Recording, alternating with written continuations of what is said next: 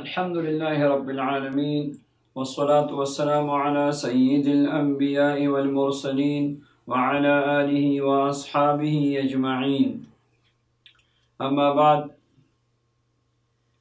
بہت سارے بچوں کے متعلق والدین کی یہ شکایت ہے کہ بچے محنت تو بہت کرتے ہیں پر ان کو یاد نہیں ہوتا، بچے کا حافظہ کمزور ہے، اور یہ حافظہ کی کمزوری یہ مرض تو چھوٹے بڑوں سب کو لاحق ہے۔ اسکول اور کالج کے طالب علم، مدرسے کے طالب علم اور حفظ قرآن کے طالب علم، سب کو یہ مسئلہ ہے اور یہ شکایت ہے۔ بہت کم ہی ہے جن کو حافظے کی شکایت نہیں ہے، ورنہ اکثر طلباء کو شکایت ہے اور اکثر والدین کو یہی شکایت ہے کہ بچوں کو یاد نہیں رہتا۔ بچوں کی بات تو ٹھیک ہے، آج کل اسکولوں کی پڑھائی بچے کی عمر سے زیادہ کتابوں کا حجم، مگر یہ بات کئی دوست احباب نے آ کے بتائی کہ میرا انٹرویو ہے اور انٹرویو کی میں پوچھے گئے جو سوالات، رات کو میں نے اسٹڈی کی تھی، تیاری کی تھی، اور جب انہوں نے آگے سے انٹرویو لینا شروع کیا ساری باتیں ذہن سے نکل گئی، کوئی بات مجھے یاد ہی نہیں رہی۔ جب بھی کسی بڑے کے سامنے میں بیٹھ جاتا ہوں وائوا کے لیے تو سب کچھ بھول جاتا ہوں، ذہن سے بات نکل جاتی ہے۔ تو آج قوت حافظہ کے بارے میں بہت انتہائی اہم ترین باتیں ہیں جس کو ہم نے اپنے پلے باندھنا ہے۔ حافظہ کن چیزوں سے اور کن کاموں سے یہ کمزور پڑتا ہے، کمزور ہو جاتا ہے، اور کیا طریقہ اختیار کیا جائے، روحانی طور پہ ایسا کون سا عمل ہم کریں کہ ہمارا اپنا بھی حافظہ تیز ہو جائے اور ہمارے بچوں کا بھی حافظہ تیز ہو جائے۔ یہ شکایت انشاءاللہ پھر نہیں رہے گی۔ توجہ کے ساتھ ان باتوں کو نوٹ فرمائیں۔ علماء اور مشائخ نے 10 ایسی چیزوں کا ذکر کیا ہے جس کے استعمال سے یا جس کے کرنے سے حافظہ کمزور ہو جاتا ہے۔ ان چیزوں میں شیخ ابو طالب مکی رحمہ اللہ نے اور علامہ ابن الجوزی رحمہ اللہ نے ذکر کیا ہے کہ سبز دنیا کانا، کثرت سے سبز دنیا کانا اور اس کو معمول بنانا، اس سے حافظہ کمزور ہو جاتا ہے۔ نمبر 2، ترش سیب کھانا۔ سیب تو پھلوں کا بادشاہ ہے، مگر ترش سیب کھانے سے، یہ ہمارے حکماء کا قول ہے کہ ترش سیب کھانے سے حافظہ کمزور ہو جاتا ہے، اس لیے اپنے بچوں کو سیب تو کھلائیں مگر ترش سیب نہ کھلائیں۔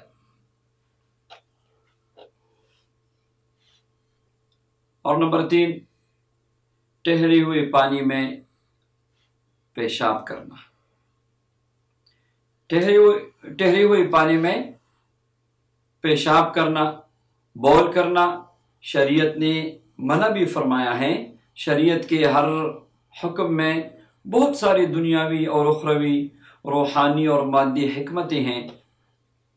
تو ایک حکماء کا یہ قول ہے کہ جو بندہ ٹھہری ہوئی پانی میں بول کرتا ہے، پیشاب کرتا ہے، اس کا حافظہ لازمی کمزور ہوگا۔ نمبر 4، قبروں پر لکھی ہوئی جو کتبے ہیں یہ پڑھنا۔ بلا ضرورت قبرستان سے گزر رہے ہیں اور بلا ضرورت قبروں کے کتبوں کو پڑھتے جا رہے ہیں، پڑھتے جا رہے ہیں، پڑھتے جا رہے ہیں، اس سے حافظہ کمزور ہو جاتا ہے۔ اور اس طرح جو بدن کے پہنے ہوئے کپڑے ہیں، استعمال کے کپڑے ہیں، ان استعمال کے کپڑوں سے صفائی کرنا، جیکٹ اتاری، قمیص اتاری، بنیان اتاری، جو استعمال کے ایک تو پرانے پٹے ہو گئے اس کو پھینک دیا، کسی کام میں صفائی وغیرہ میں اس کو استعمال کرنا شروع کیا، مگر پہنے ہوئے کپڑے ہیں، میلے ہو گئے، پسینہ لگ گیا اور اس کو اتار کے اور اس سے آگے پھر صفائی شروع کی، تو اس کام سے حافظہ کمزور ہو جاتا ہے۔ حالت جنابت میں پانی پینے سے حافظہ کمزور ہو جاتا ہے۔ جب بھی ایسی حالت پیش آئے فوراً غسل کرنا ضروری ہے، اور ہر وقت بدن کو پاک و صاف رکھنا، یہی شریعت کا حکم ہے۔ ان اللہ یحب التوابین ویحب المتطہرین، اللہ رب العزت توبہ کرنے والوں کو پسند کرتے ہیں اور پاک و صاف رہنے والوں کو پسند کرتے ہیں۔ حدیث پاک میں ہے الطہور شطر الایمان، صفائی نصف ایمان ہے۔ تو جنابت کے حالت میں پانی پینے سے حافظہ کمزور ہو جاتا ہے۔ سوکھا ہوا گوشت کھانا اور اس کو معمول بنانا، کبھی کبھار کھا لیا، ہفتے 2 ہفتے مہینے میں، مگر اس کو معمول بنانا تو سوکھی ہوئی گوشت کھانے سے بھی حافظہ کمزور ہو جاتا ہے۔ اور سب سے جو آخری بات ہے اور سب سے اہم ترین ہے وہ ہے گناہ اور بدنظری۔ گناہ اور بدنظری، اس سے حافظہ کمزور ہو جاتا ہے۔ حضرت امام شافعی رحمۃ اللہ علیہ نے اپنے شیخ وکیع رحمۃ اللہ علیہ سے شکایت کی، اپنے حافظہ کی کمزوری کی، اور پھر اشعار میں اپنی شکایت اور اپنی شیخ کی نصیحت کو نقل کیا، تو فرماتے ہیں شکوت الی وکیع سوء حفظی فاوصانی علی ترک المعاصی فإن العلم نور من الہی ونور اللہ لا یعطى لعاصی۔ میں نے اپنے شیخ وکیع سے شکایت کی، اپنے حافظے کی کمزوری کی، تو حضرت نے مجھے فرمایا کہ گناہوں سے بچ کے رہنا، فإن العلم نور من الہی، یہ علم، یہ فہم، یہ فراست، یہ اللہ کی طرف سے ایک نور ہے جو عطا کیا جاتا ہے، اور جو برتن گندا ہو، ناپاک ہو، اس میں دودھ نہیں ڈالا کرتے، تو علم کا نور پاک سینوں میں اترتا ہے، پاک دلوں میں آتا ہے۔ تو گناہوں سے اپنے آپ کو محفوظ رکھو، اپنی نگاہ کی حفاظت کرو، آپ کا حافظہ ٹھیک ہو جائے گا۔ ان چیزوں سے اپنے آپ کو بچا کے رکھنا، اپنے بچوں کو بچا کے رکھنا، اور کچھ 1-2 اعمال ہیں، ان اعمال کو لازمی پکڑیں، پھر دیکھیں انشاءاللہ حافظہ کیسا تیز ہوتا ہے۔ تجربے سے ثابت ہے، جن بچوں کو، جن اسکول کالج کے طالب علموں کو ہم نے یہ اعمال دیے، اللہ رب العزت کے فضل و کرم سے فر میں قرآن پاک بھی حفظ کیا، اور دنیاوی تعلیم میں بھی اللہ نے ان کو ترقیاں دی، اور الحمدللہ جب تک ان اعمال پہ کاربند رہیں گے، انشاءاللہ کبھی آپ کو اور آپ کے بچوں کو حافظی کی کمزوری کی شکایت نہیں ہوگی۔ ایک تو باوضو رات کو باوضو سونا، سونے سے پہلے وضو کریں، باوضو سونے کو معمول بنائیں۔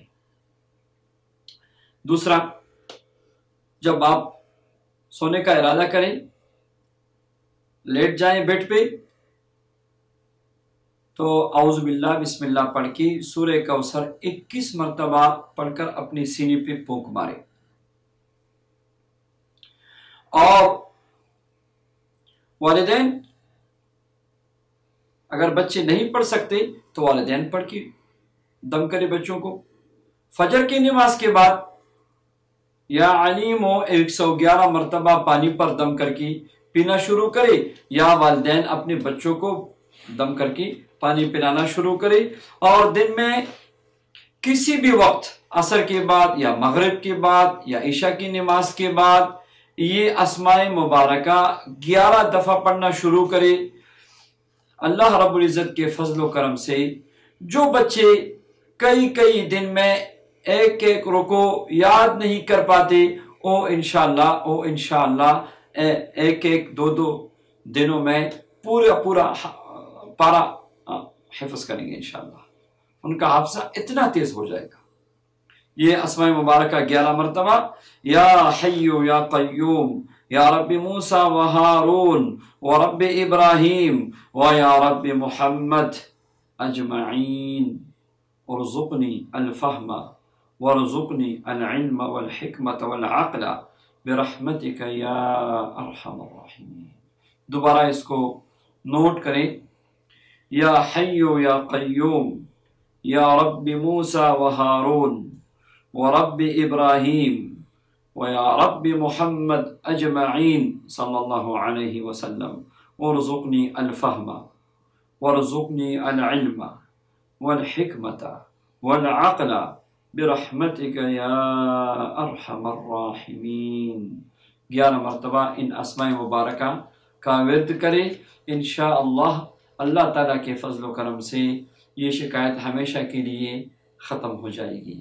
اللہ رب العزت دین کی محنت کے لیے اور اپنی دین کی خدمت کے لیے ہمیں، ہمارے آل و عیال کو قبول فرمائے۔